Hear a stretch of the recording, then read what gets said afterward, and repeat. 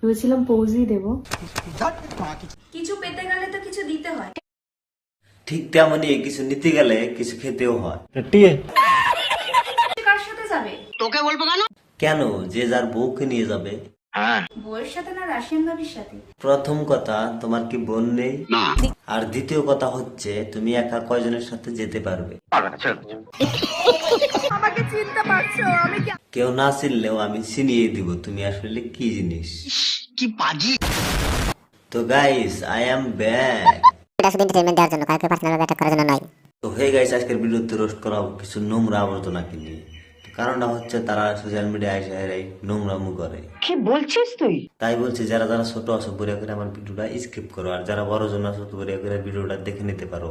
School Bangla school? তা বৌদি, এটা আবার কোন স্কুল? উত্তর বাংলা না বলে দক্ষিণ বাংলা? কেউ জেনে বলো তো। বাংলা স্কুলের এই ড্রেস? হবেই তো, কারণ তোমার বউ স্কুলের স্টুডেন্ট বলে কথা। আমি তো বাংলা মিডিয়াম। না না বৌদি, তুমি তো হচ্ছে রাশিয়ান মিডিয়া। সেই পকড়ে হ্যাঁ। তুমি আমি তো ইংলিশ মিডিয়াম।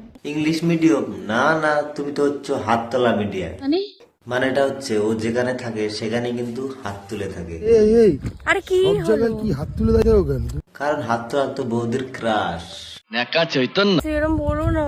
তাহলে বৌদি, তুমি আর ওইভাবে হাত তুলে দাঁড়িয়ে থেকো না।